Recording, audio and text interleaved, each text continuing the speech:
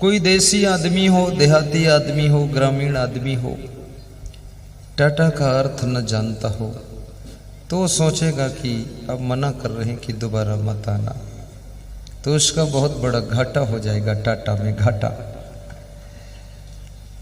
परंतु ये टाटा और ये good morning, good afternoon, good evening, good night, इनसे सबसे सुंदर और बेहतरीन प्रणाम है नमस्कार, या अपने से बड़ों को हाथ जोड़कर प्रणाम किया जाता है और श्रेष्ठ पुरुषों को चरण छूकर प्रणाम किया जाता है, माता पिता के भी पैर छूकर प्रणाम किया जाता है।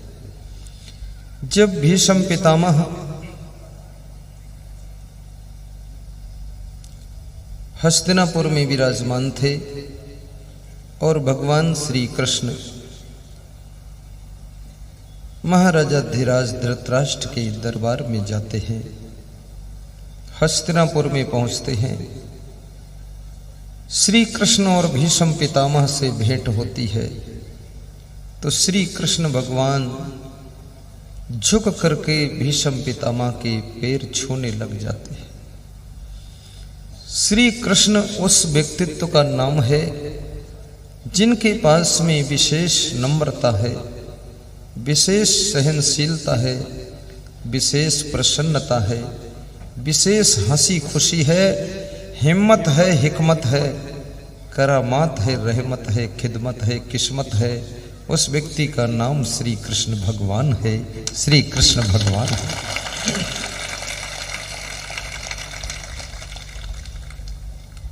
जब श्री कृष्ण भीष्म पितामह के चरण छूने के लिए झुकते हैं, भीष्म पितामह कृष्ण भगवान के हाथ पकड़ लेते हैं कि कृष्ण ऐसा मत करो। क्यों पितामह, क्या मैं आपके पैर छूने योग्य नहीं हूं? नहीं कृष्ण, ऐसी बात नहीं है, तुम उससे भी ज्यादा योग्य हो, हम तुमसे छुआने योग्य नहीं हैं, तुम उससे और ज्यादा योग्य हो। याद रखना, कोई महान व्यक्ति तुम्हारे पैर छूने लगे तो उसके हाथ रोक देना। ऐसा नहीं कि उसके सामने भी आप पैर फैला दो कि हाँ छोड़ो छोड़ो आशीर्वाद वहां ब्रेक लगा देना चाहिए। चरण हमें किससे छुआना है और किसके चरण छूना है और किससे नहीं छुआना है और किसके चरण नहीं छूना है, इस बात का भी ज्ञान होना चाहिए। और किसके बदन को छूना है और किसके बदन को नहीं छूना है। आज मैं किसी घर में पधरौनी गया तो आरती हो रही थी, तो एक पुरुष आरती कर रहा था तो महिला दूर खड़ी थी, और जब महिला बढ़ी तो पुरुष ने आरती छोड़ दी। तो कुछ वो जेठ और भाइयों का रिश्ता होता है जिसमें कि एक दूसरे को छुआ नहीं जाता है। किसी संत महात्मा के बदन को मत छुओ, हाथ मत छुओ, उनकी पीठ मत छुओ, केवल अवसर मिले तो उनके चरण छू लो। अगर चरण छूने में भी बहुत ज्यादा धक्का मुक्का है तो दूर से हाथ जोड़कर नमस्कार कर लो और उनके फिर आचरण छू लो। याद रखना, चरण इसलिए छुए जाते हैं कि चरण छूते छूते इतना प्रेम हो जाए कि आपके आचरण भी छूने का हमारे अंदर गुण पैदा हो जाए।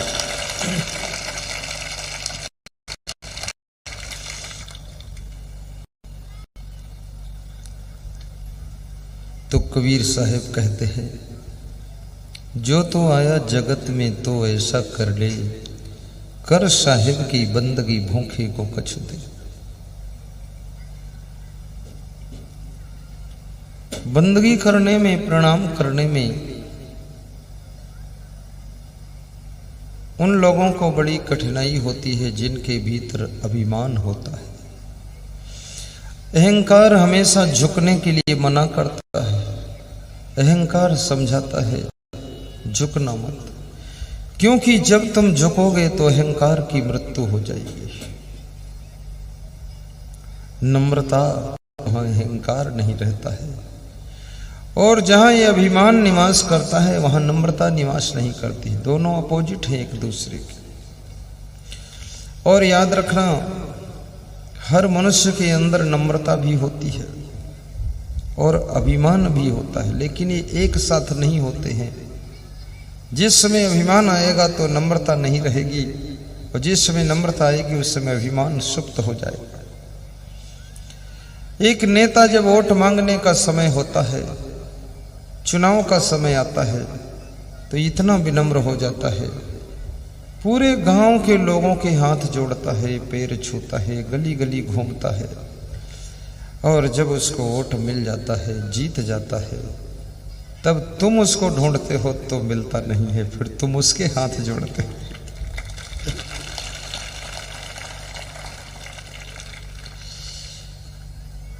बड़ी विचित्र बात है।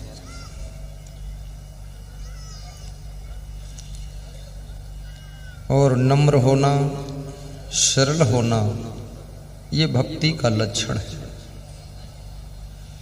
जिस समय भगवान श्री राम अयोध्या से वापस लौट कर आए, पूर्ववासियों को बुलाकर उन्होंने एक सभा का आयोजन किया और पूर्ववासियों को, देवताओं को, संतगण को, सबको समझाया कि सब मिलकर के खूब भक्ति करो। तो अवधवासियों ने कहा कि भक्ति प्रभु बहुत कठिन है, इसको हम कैसे कर सकते हैं? हम तो गृहस्थ आश्रम में हैं, इसमें नाना जंजाल है, इसमें बहुत लफड़ा है। गृहस्थी आश्रम बहुत हिम्मत वालों का आश्रम है। इसका नाम है गृहस्थी, गिरी हुई हस्ती है, और इस गिरी हुई हस्ती को ऊपर उठाना है, इसको मस्ती में बदलना है, भक्ति में बदलना है। ऐसी युक्ति चाहिए, प्रयुक्ति चाहिए कि गृहस्थी में भी मस्ती आ जाए, भक्ति आ जाए, तो आपकी गृहस्थी सार्थक कही जाती है।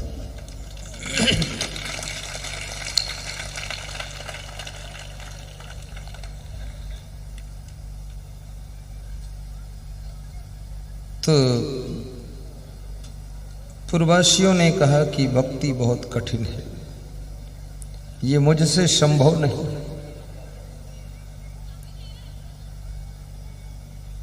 तो राम जी ने समझाया है, कहु भगति पथ कौन प्रयासा, योग नमक जप तप उपवासा। इस समय जो राम बोल रहे हैं वो कबीर के टोन में बोल रहे हैं, कबीर जैसा बोल रहे हैं, कबीर बनकर बोल रहे हैं, और कबीर की आवाज है, कबीर के शब्द है, कबीर का ज्ञान है। जो कबीर साहब ने समाज को बताया है वो बात राम जी ने भी रामायण में कहा है। सब ढोंग ढकोसला आडंबर को काटा है यहां पर राम ने। ये संसार में आडंबर बहुत फैला हुआ है, अंधविश्वास बहुत है, और जो कि हमारे बिहार में तो बहुत ज्यादा अंधविश्वास है। बिहार प्रदेश तो अंधविश्वास में डूबा हुआ है। कितने लोग मेरे पास आए, बोले ये मेरी अम्मा को भूत पकड़ता है, और ऐसा बोले छत से उठा के पटक देता है। तो मैंने कहा एक भूत तेरी मां को पटक देता है, तुम घर में 20 पूत रहते हो, एक भूत तो 20 पूत, तो उठा के भूत को पटक दो तुम।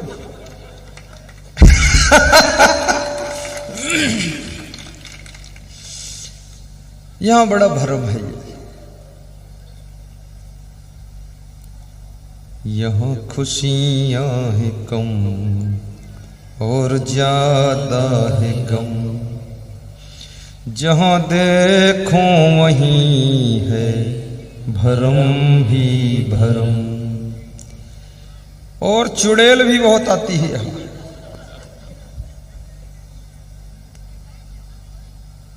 भूत प्रेत चुड़ैल है। एक एक गांव में 100-100 चुड़ैल है।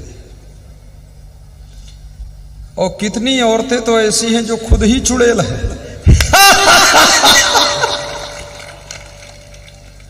और कितने पुरुष भी ऐसे हैं वो बहुत बड़े भूत हैं। वो जिसको पकड़ लेंगे फिर कभी नहीं छोड़ेंगे। ये क्या भरम ढकोसला बना रखा है।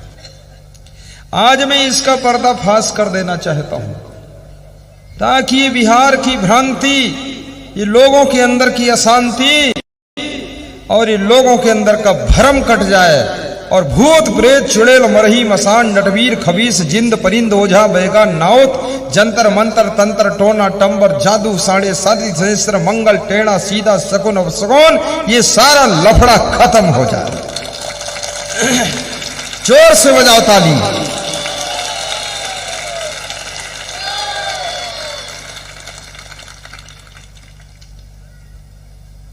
जब आदमी की मृत्यु होती है, गौर करना, तो आदमी की जब मृत्यु होती है तो इस शरीर को आग में जला दिया जाता है, चिता में। और इस शरीर के भीतर जो परम तत्व आत्मा तत्व है वो शरीर को छोड़ करके विदा हो जाता है और दूसरे नए शरीर को धारण कर लेता है।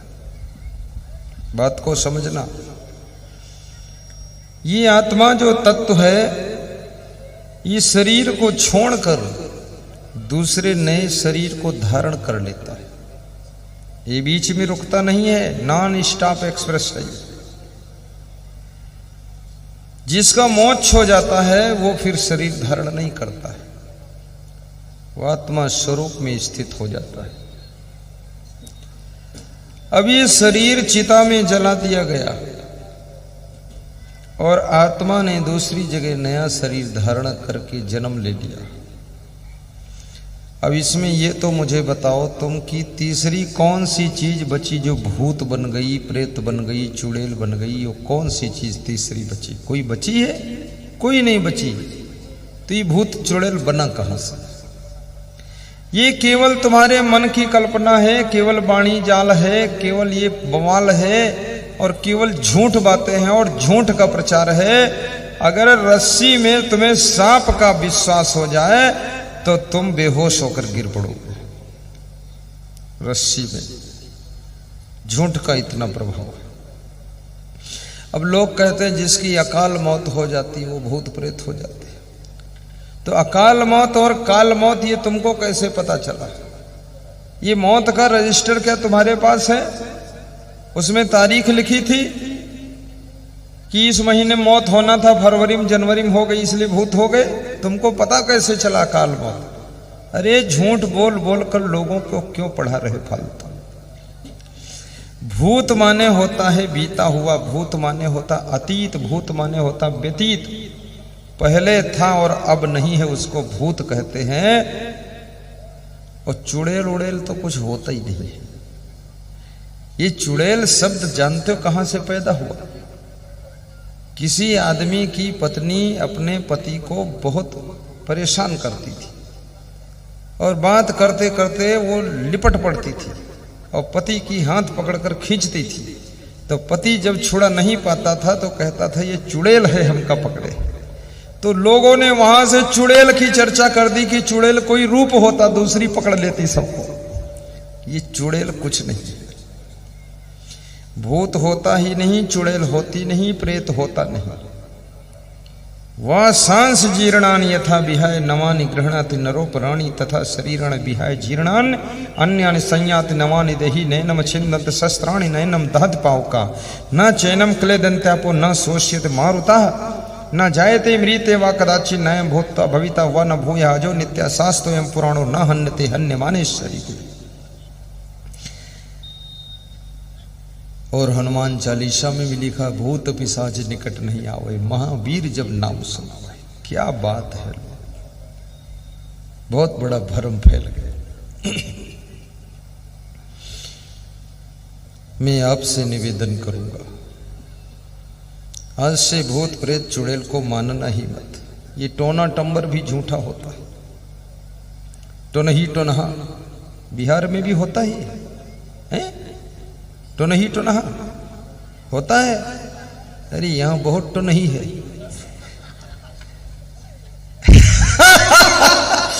और मैं तो सारे टोनही टोनहा सबको निमंत्रण देता हूं कि सारा टोना मेरे ऊपर डाल दो और सभी टोना तुम्हारा भर के ले जाऊं ट्रक में और वहां गंगा जी में छोड़ दूंगा। ये सब फालतू माताओं बहनों को बदनाम ना करो कि ये तो नहीं है। जो कोई पुरुष थोड़ा गंदा रहे, फूहड़ रहे, उसको लोग कहते ये तो नहा है। जो लेडीज अपने बाल न बांधे और फूहड़ रहे, गंदी रहे, थोड़ा संभाल के कपड़ा न पहने तो कहते ये तो नहीं है। और वो उसी तरह शकल भी बना लेती है, थोड़ा ओंठे बुदर बुदर करती है, लोग समझते तो नहीं है।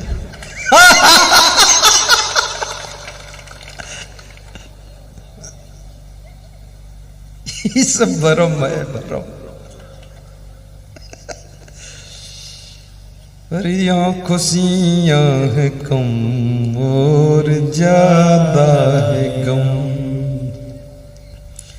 जादू वादू भी झूठा होता है, सब झूठ है। हाथ की सफाई है। एक जादूगर आया, उसने कागज का टुकड़ा लिया और 100 का नोट बना दिया और फिर मुझे दान कर दिया और सबको दिखा दिया। सब बड़े खुश हो गए। तो मैंने उससे कहा कि 2000 का नोट बना और दिखा दे। तो बोले 2000 का नहीं बना पाऊंगा, कल बना दूंगा। तो हमने कहा क्यों नहीं बना पाओगे? बोले नोट बनता नहीं है, घर से लेकर आना पड़ता है और हाथ की सफाई है वही छोड़ देता हूं। ये जादूगिरी का मतलब क्या है? हाथ की सफाई। आप उसको सच्चा मान लेते हो।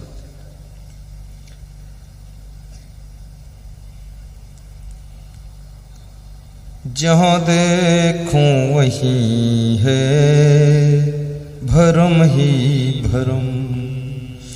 कोई एक बार छींक दे, लोगों को इतना भरम है कि आज काम सब बिगड़ जाएगा। अरे छींका इसलिए उसको जुकाम होने वाला है और तुम कहते हो मेरा काम बिगड़ने वाला है। क्या फालतू बात उससे जोड़ दिया। ये नाक की छींक से काम का क्या रिश्ता है? बिल्ली अगर रास्ते में इधर से उधर निकल जाए तो कहते हैं बिल्ली रास्ता काट गई, आज काम बिगड़ जाएगा।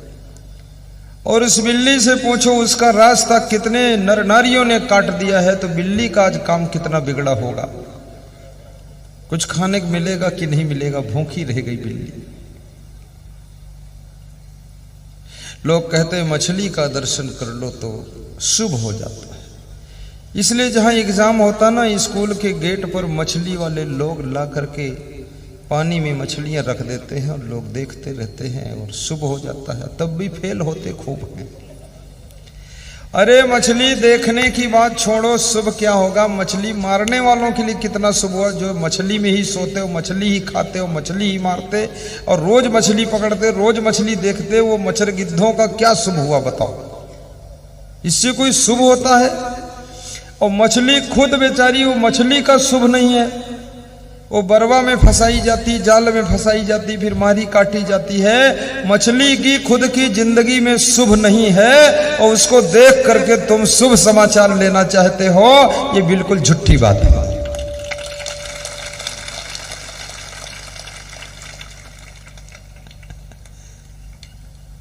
सब माताओं बहनों से निवेदन है, अपने घर को परेशान न करना। ये भूत प्रेत कुछ होता नहीं है, न चुड़ैल होती है। तुम्हारा पति तुमको लिए लिए घूमता रहेगा, ये बाबा के पास चलो, वो महात्मा के पास चलो, वो साधु के पास चलो। साधु लोग भी ऐसे चट्टा बहुत है, वो भी जाओगे मंत्र वंत्र पढ़ देगा, बुदर बुदर करेगा माल। उसको भी मालूम कुछ नहीं है, वो जानता है बेवकूफ आया और बेवकूफ बनाओ। उसका काहे का मंत्र तू पढ़ेगा उसमें?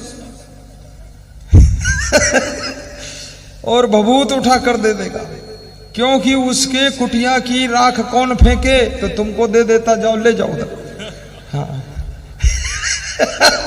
राख फेंकने की जगह भी नहीं, आलसी है, राख फेंकेगा भी नहीं, तो सब राख दिन भर में बांट देता है कि मूर्ख लोगों को देते रहो राख।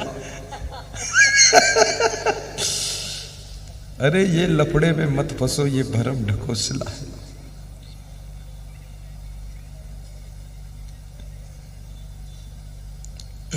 एक आदमी, बाबा लोग सुनो, तुम भी मजा ले लो इसका। एक आदमी अपने घर में बैठा था, तो कोई उससे सांप काटा, किसी को सांप काट लिया, तो मंत्र बोल रहा था, अज्जर बांधो, बज्जर बांधो, 7 समुंदर बांधो, 7 गंडा नदी बांधो, ये बांधो वो बांधो बता रहा था। तो उसकी पत्नी ने कहा, ये जो छप्पर टपक रहा है इसको भी बांधो, अज्जर बांधो, बज्जर बांधो, और 7 समुंदर बांधो, और 7 गंडा नदी बांधो, ये छप्पर बांधो। तो बोला, छप्पर ऊपर नहीं बंधेगा, ये झूठा मंत्र है। 100 सांपों में से एक सांप जहरीला होता है, जिसके काटने से लोग मरते हैं, बाकी तो सांप ने काटा है। सांप को देखता कौन है, किस सांप ने काटा है, सांप ने काट लिया यही झंझट में पड़ जाता, देखता ही कोई नहीं कौन काटा, उसके भय में, खौफ में लोग मर जाते हैं।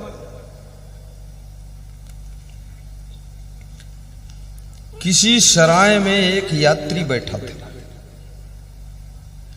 तो सराय का जो मालिक था वो सबको दूध पिला रहा था। तो दूध पिलाया, तो दूध पी करके एक बाहर का यात्री आया था, वो चला गया सब, और 1 साल बाद फिर लौट कर आया। तो सराय के मालिक ने कहा, तुम 1 साल पहले आए थे, मेरी सराय में रुके थे, मैंने दूध पिलाया था, मुझे बड़ी चिंता थी तुम्हारी, खैर तुम सुरक्षित हो, जिंदा हो, बहुत अच्छी बात है। बोले क्या बात? बोले वो दूध जितने लोगों को पिलाया था वो सब मर गए थे। बोले क्यों मर गए? बोले उस दूध में बहुत जहरीला सांप गिर गया था, खोलते हुए दूध में रात में खोलाया गया था, और सांप का विष शामिल हो गया था, तो और 20 लोगों ने पिया था, वो मर गए थे। तुम्हारे बारे में भी सोच था, मर वो भी गया था, लेकिन तुम बच गए, ये बहुत बड़ी बात है। इतना सुनते ही वो आदमी 1 साल बाद वहीं गिरा और वहीं मर गया। तो सराय के मालिक ने सोचा ये क्या बात है, तो वहीं पर एक महात्मा खड़ा था, पारखी संत, उसने कहा कि बात जहर की नहीं है, बात खौफ से आदमी मर जाता है, भय लग जाता है। तो ये भ्रम से भी पार हो जाना। कितनी जगहों पर तो 7.5 शनिश्चर का बड़ा प्रभाव चलता है। ज्योतिषी लोग 7.5 शनिश्चर बताते हैं कि तुम्हारे ऊपर 7.5 लगा, पूरा 7 भी नहीं लगा है, आधा टुकड़ा और लगा, 7.5। अरे पूरा 8 ही लग जाए तो ठीक, या 7 ही लग जाए, 7.5 लगा दिया उसमें, अधकट्टा शनिचर। और शनिश्चर देवता होते कैसे? वो लोहे के होते हैं। शनि देवता को बहुत से भिखारी लोग तेल में डालकर और डब्बा लेकर भीख मांगते रहते हैं।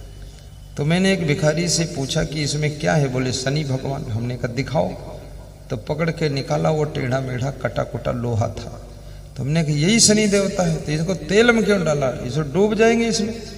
अरे बोले तेल में न डालें तो जंग मुर्चा खा जाएगा, ये लोहे के है, इसलिए इनमें तेल लगाते रहते। अभी कितना बड़ा आडंबर है। फिर वो देवता को लेकर भीख मांग रहे हो 1-1 रुपया। तो मैंने ये चित्तौड़ की बात है, उदयपुर शहर में मैं गया था राजस्थान में, वहाँ की बात, थोड़ा टाइम था, गाड़ी रुकी थी, मैं बुलाया उसको। तो मैंने कहा अगर कोई रुपया भी डालेगा तो इसी डब्बे में डालता है ना, तो इसमें तो बेटा 1 रुपया डालेगा, 2 रुपया डालेगा, 5 रुपया डालेगा लोहे वाला, तो आप एक अलग से दान डब्बा रखो छोटा सा।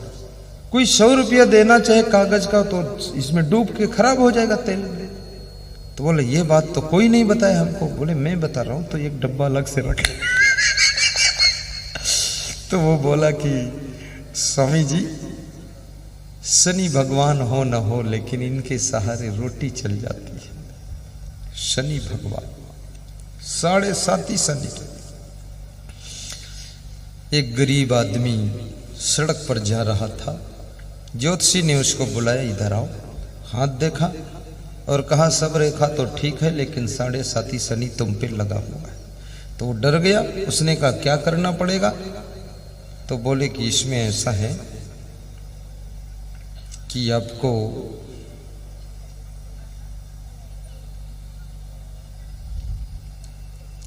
₹101 शनि भगवान की पूजा में चढ़ाना पड़ेगा। तो उस गरीब ने कहा मैं गरीब आदमी, मेरे पास 101 तो है नहीं।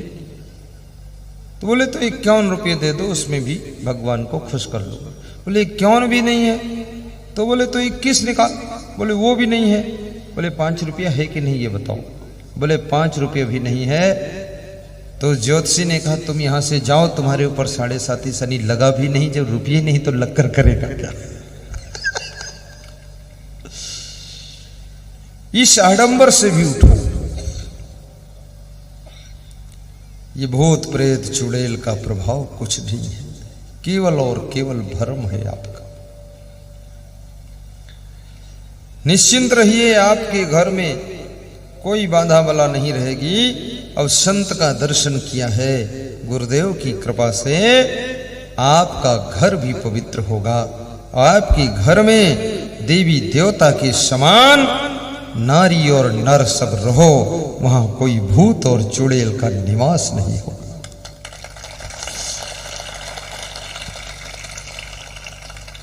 कहु भगति पथ कौन प्रयासा,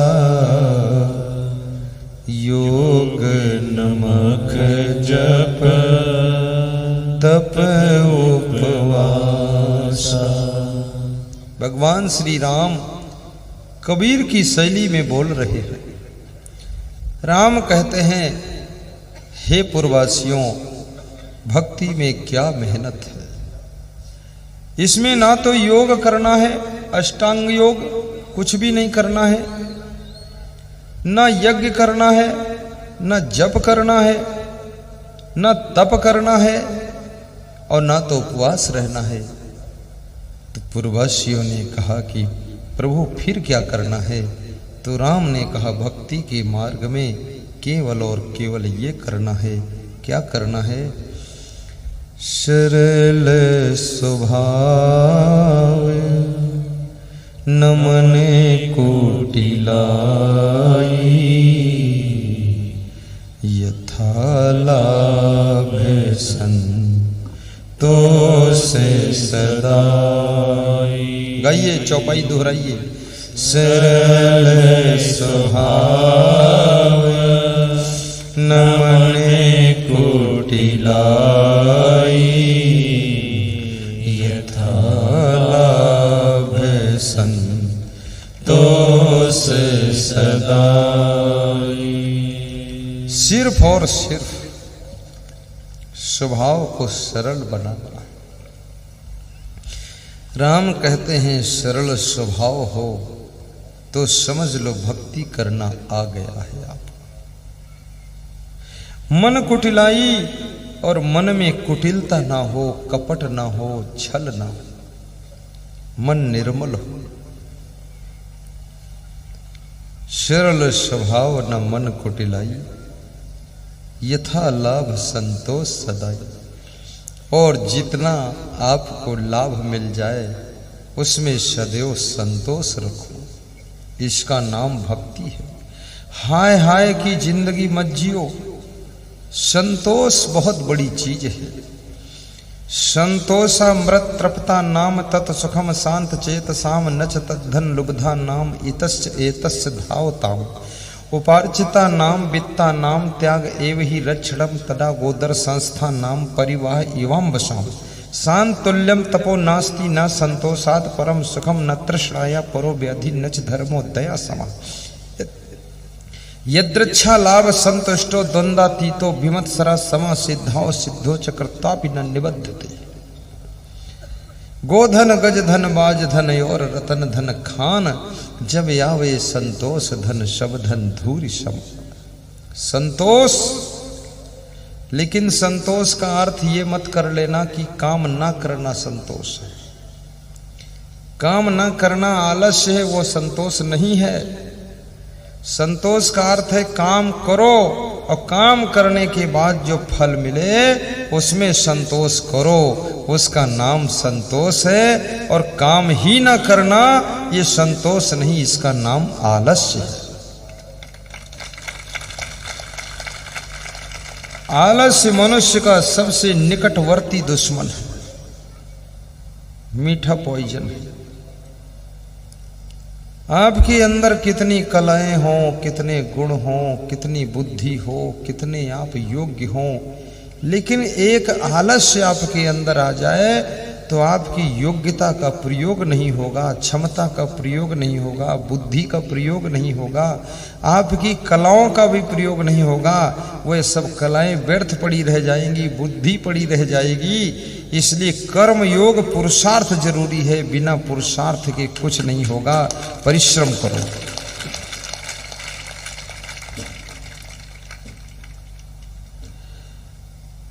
और कर्म करने वाले लोग धीरे धीरे बहुत ऊंचाई पर पहुंच जाते हैं। आप चाहे राजनीति के क्षेत्र में काम करें, लगे रहिए लगे रहिए लगे रहिए, धीरे धीरे विधायक भी बन जाओगे, मंत्री भी बन जाओगे, मुख्यमंत्री भी बन जाओगे, प्रधानमंत्री भी बन जाओगे। लगे रहो बस। आप साधु लाइन में साधना कीजिए, लगे रहिए लगे रहिए लगे रहिए, धीरे धीरे धीरे धीरे आप महान संत हो जाओगे। इतने योग्य संत हो जाओगे कि तुम्हारे दर्शन से भी बहुत लोगों का कल्याण हो जाएगा। तुम्हारे चरण स्पर्श से भी बहुतों की आचरण चेंज हो जाएंगे। सहनशीलता को बढ़ाइए, और आपके अंदर जितनी अधिक सहनशीलता होगी, आप अपनी कलाओं का उतना ज्यादा प्रयोग कर सकोगे। जिसमें गम खाने की क्षमता नहीं है, वो नाराज होकर के भी कोई कार्य नहीं करेगा, उसकी कलाएं व्यर्थ रह जाएंगी। और याद रखना, इस दुनिया में जो अपनी कलाओं का प्रयोग नहीं करता है उसका महत्व खत्म हो जाता है। जो अपने गुणों का प्रयोग नहीं करता है उसकी कीमत खत्म हो जाती है। और जो अपनी शक्तियों का प्रयोग नहीं करता है उसका सम्मान खत्म हो जाता है। और जो अपनी क्षमता का प्रयोग नहीं करता है वो कंगाल और गरीब हो जाता है। इसलिए प्रयोग करना चाहिए। कपड़ों में भी संतोष रखना, आभूषण में भी संतोष कीजिए। अपने घर की स्थिति परिस्थिति को देख लीजिए, जिद न कीजिए, हठ न कीजिए। शांति तो मनुष्य को तभी मिलती है जब पूर्ण समझदारी आ जाती है।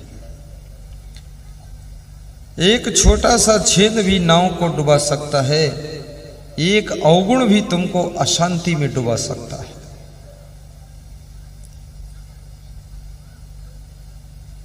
मन से जागो, होश में जियो, खाने पीने में भी संतोष रखना, परिश्रम खूब करना, अपने माता पिता से भी प्रेम से बोलना। जिनसे तुम्हारा कोई फायदा नहीं हुआ है उनसे भी तुम प्रेम से बोल देते हो, और माता पिता से कितना फायदा हुआ इस पर जरा विचार करो। उन्होंने जन्म दिया, पालन पोषण किया, शिक्षा दिया, कपड़े पहनाया, विवाह कर दिया, मकान भी दे दिया, सामान भी दे दिया, ट्रैक्टर ट्राली भी दे दिया, जमीन जगह भी दे दिया, सब कुछ दे दिया। और द्वार पर बैठ करके बूढ़े माँ बाप द्वारपाल की ड्यूटी कर रहे बिना वेतन के, उन माँ बाप से तुम प्रेम से नहीं बोल सकते हो, तुमको धिक्कार है।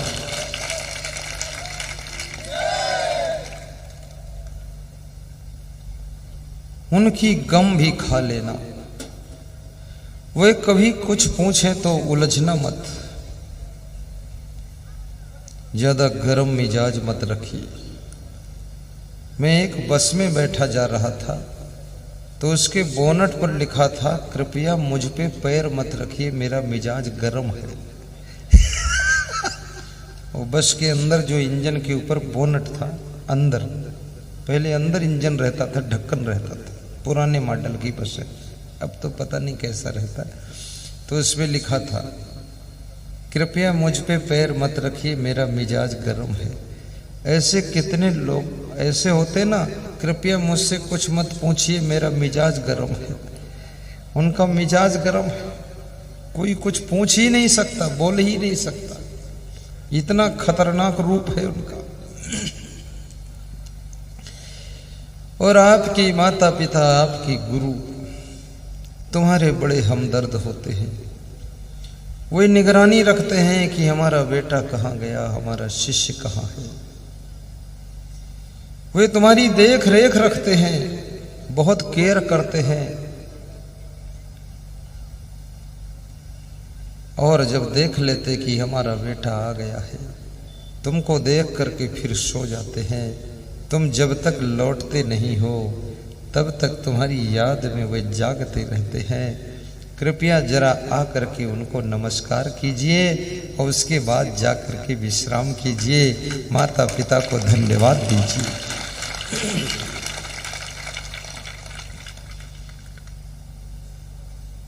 आज ये कोयनी ग्राम तीर्थ धाम बन गया है। धन्य है यहाँ के लोग, धन्य है ये आयोजक मंडल, धन्य है नरनारी। हर जाति के लोग इस कार्यक्रम में सम्मिलित हैं, तन मन धन से सेवा कर रहे हैं। मुझे व्यास गादी पर लाते हैं तो भी डीजे बजाकर, वापस पहुंचाते हैं तो भी डीजे बजाकर। मैं बहुत से प्रदेशों में जाता हूं तो लाते तो हैं ढोल बजाकर, लेकिन जाते समय कोई ढूंढे नहीं मिलता, फिर हम ऐसे ही चले जाते हैं। पर यहाँ दोनों तरफ से मेरा स्वागत करते हैं। और माताएं बहनें भी, आज जितने घरों में मैं गया हूँ, सबके घरों में सुंदर रंगोली बनी हुई थी, गुब्बारे टंगे हुए थे, सुंदर कागज के फूल, प्लास्टिक के फूल लगे हुए, अच्छी तरह से बिछावन, गुरुदेव का सिंहासन लगा हुआ है। खाने पीने के लिए हर घर में इतना बड़ा प्रबंध था कि एक कोना तोड़कर मैं खा लेता था, बहुत घर जाना था। और आज जो यहाँ शोभा यात्रा लेकर के हमको आए, तो जो पटाखा फोड़ने वाले थे मिलिट्री की ड्रेस पहने हुए थे और पांव में वो बंदूक फंसाकर फायर करते थे और उलट जाते थे, गिर जाते थे, ऐसा लगता था मिलिट्री में कोई फायरिंग चल रही है। बड़े विचित्र लोग। मानना पड़ गया कि बिहार के लोग एक नई नई कला की खोज करते हैं, उसी प्रदेश का नाम बिहार होता है।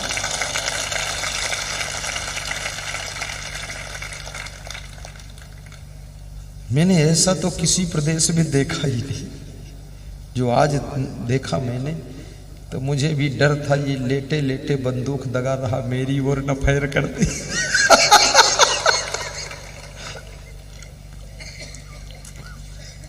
बहुत भाव। कहु भगति पथ कोने प्रियासा, योग नमक जप तप उपवासा। कहु भगति पथ कौन